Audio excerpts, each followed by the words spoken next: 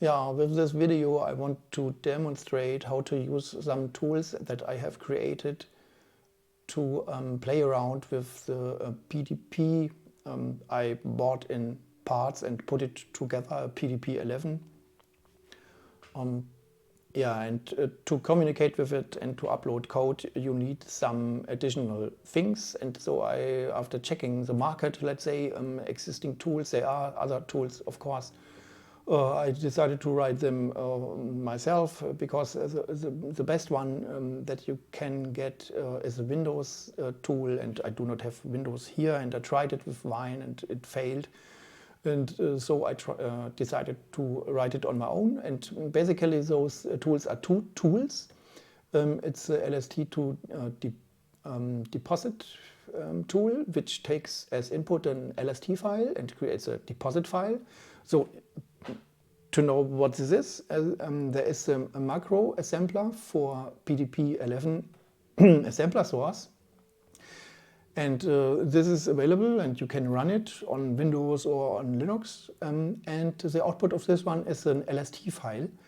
But an LST file is some intermediate format and you cannot upload it to a CPU. And so I wrote a tool which takes those LST files as input and creates a deposit file as output. And a deposit file is some kind of standard from the SIMH or SIMH project, which does CPU emulations for many CPUs, and they have this deposit format. And I decided to use this as an output format, and this deposit file then can be loaded with the other tool, the pdpcom tool, into the running PDP. So this is the idea, and the pdpcom tool can do more. It cannot just upload, it also can, it emulates a terminal, a serial connection terminal to the PDP. So you can do both things, the uploading of deposit files and terminal things in a single tool, the pdpcom tool. And there are some more examples here that can be used to try things out and such. Yeah, to use the thing, you have to clone this repository. I did this already here. And if you check it, we have those example directories here. Artichill examples is one of those with examples from the book of Artichill. Some other examples I created my own or found them on the internet and such. And here are the two subdirectories for the two tools. And these are Go programs written in Go. And so to compile this, you have just to execute a go build dot here in this directory, and the other one in the pdpcom. It's also again go build, and that's it. And then you have those two tools. Here's the pdpcom tool, and the other one is the LST2deposit tool. Yeah? Let's check the pdpcom tool. I will just start it, and it connects to the dev TTY USB here, but you can define it with some command line option, another one. And I have connected a serial to USB connector here to my notebook and to the PDP, and so I'm able to have a connection. The PDP is currently not switched on. I have to do this. So here we see the PDP, it's not switched on. So we have three switches here. The first one is the general power. So the fan is running, but nothing more happens. And I switch on the DC voltage here, and we leave the last switch to the halt position, so the CPU is in ODT mode. And that's all for now. And if we go back to the screen, when I switched on the machine, you get some output from the PDP CPU, from the ODT. debugger running on the CPU in microcode. It's not so much, but it's important. You get 6 zeros and this @ sign, which is some kind of prompt. And we already can do something with the CPU. Let's check the content of memory position 100. It's this one.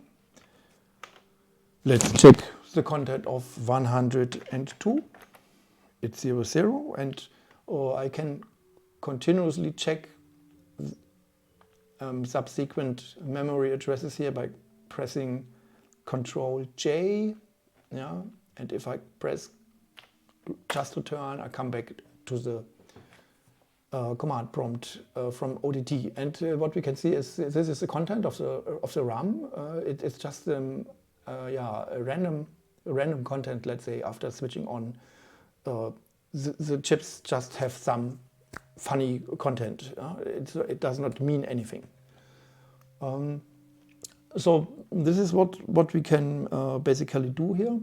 We can enter all the ODT commands, and there is one more thing. We can enter the double dot here character, and then we get to some command mode, and there we can upload things and other things. For example, we can do a quit. I press the Q here, and so I've quit the tool. I go back to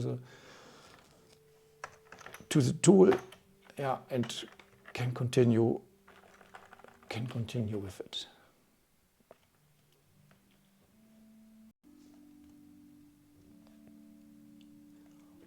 So if I want to load some of those deposit files, I can do colon R for read, and now I have to enter the path for the tool for the deposit file.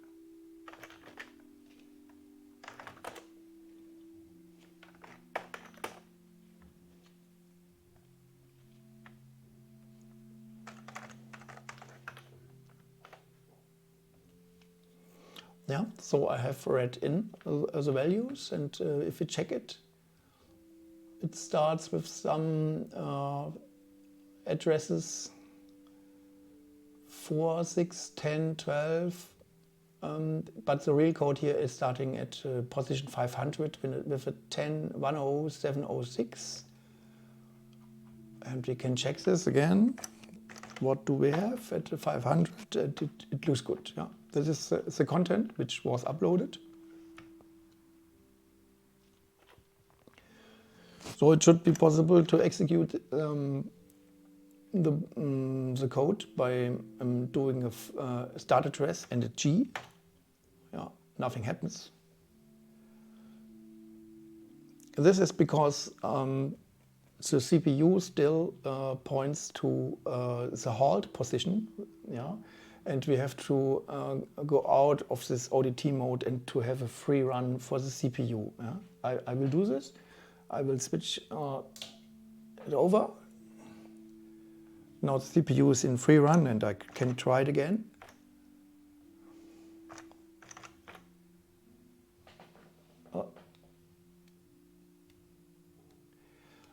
I see.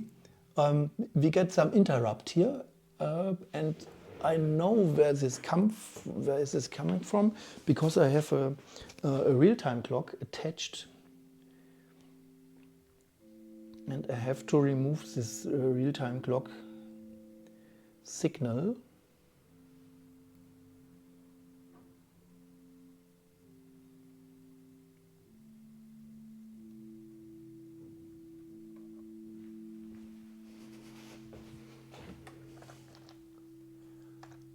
Yeah, now it works.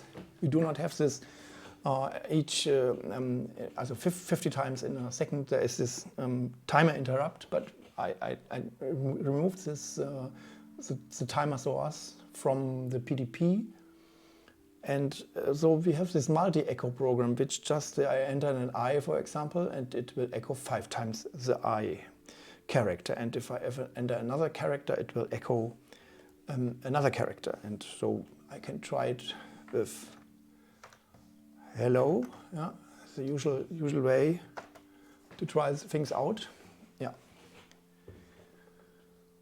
Yeah, and so it was possible to do uploading some deposit file to the CPU and to execute it. I will leave the pdp.com tool, and if we check the makefile, we can see you cannot only do this interactively, like I did this here by entering this the R command and then enter here the line manually. It's also possible to call the pdp.com tool in a batch mode.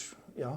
So pdp.com -- batch will do this, and there you can enter some commands, the upload command, and path to this file. Yeah? So it can be done like this. So let's try it again.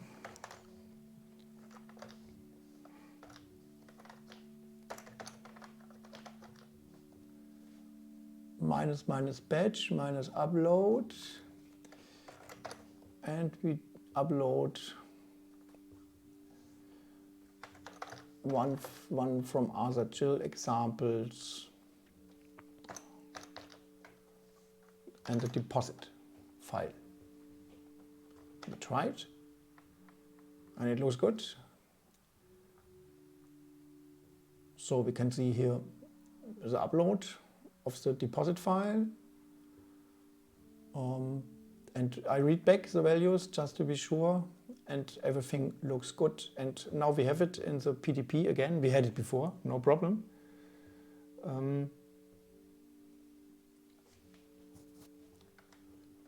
And for example, we could go again. Yeah. Great. And I stop the CPU, it's still running. Yeah. The yellow light has been switched off here. And we are back to the ODT. Last known position was 516, so it's here. 516 at this position. I interrupted here manually the execution, but I can start it again. Okay, I have to go back to free run mode here, and we are back and can do the hello.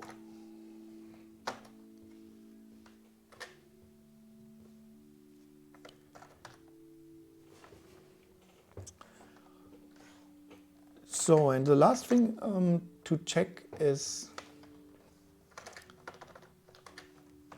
the LST to deposit. There is a makefile where you can see how it works. Oh no, it's not this one. This is the makefile that builds the tool. Yeah, no problem. But we want to check how to use it here in one of those examples. There's also a makefile which makes all those examples. So I already did this. So the source file is the mark file, as said, and the result file of the macro assembler execution is the LST file, and the LST to deposit file is creating the deposit file as a result, and this can then be uploaded directly to the CPU. I make clean just to demonstrate. So now we have only the MAC files. For example, if we check this multi-echo.mac, it's just a standard PDP macro assembler file with directives and machine code instructions and such. And let's check the makefile, because we can see how the tools are invoked there.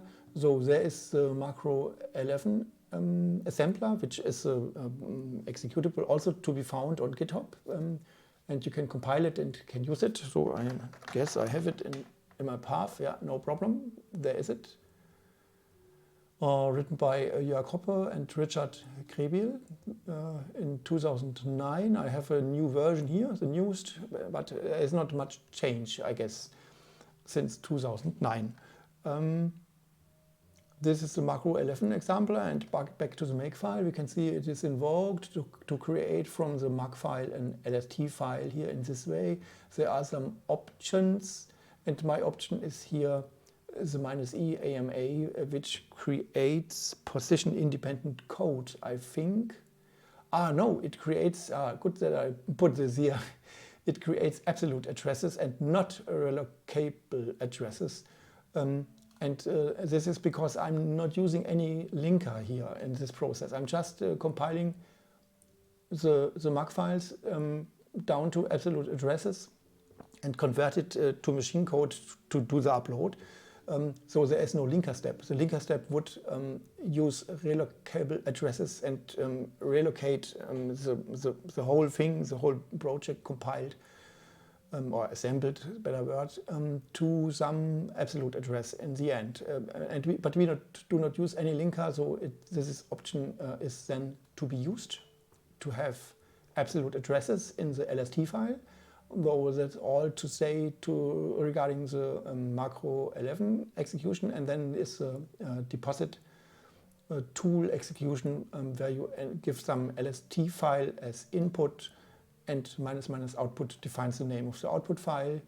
And here this is defined, the make all will compile, will assemble everything and will create for everything the deposit file. So in the end we will have, as you can see, we have only the MAC files, but if I execute make, we have now, for example, for the echo MAC here, we have also the LST file as output and the deposit file. And if we check the LST file here for this example, yeah, it's an extended version of the MAC file, but it already contains machine code instructions here.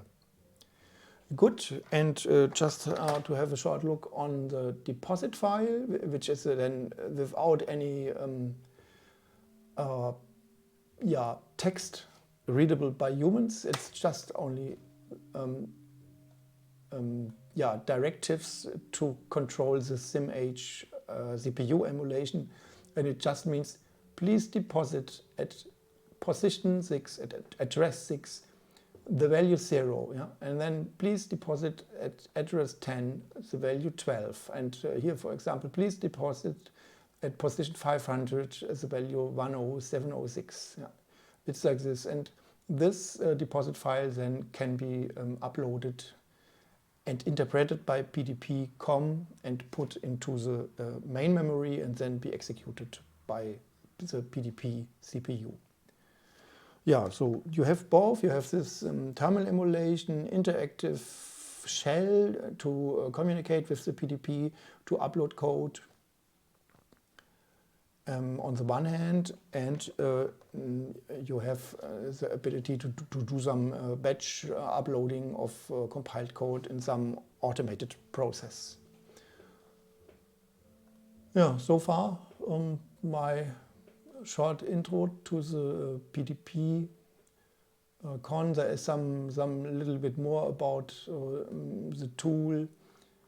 You can check and about to use it, and also some more information on this macro 11 assembler, where to found it, and some documentation on macro 11 assembler, and also some hint to the machine and assembly language programming of the PDP11 from Arthur Gill, where the examples, I hacked them from the book, directly from the book here into the GitHub repository manually.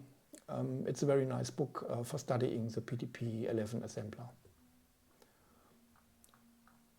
Okay, see you next time.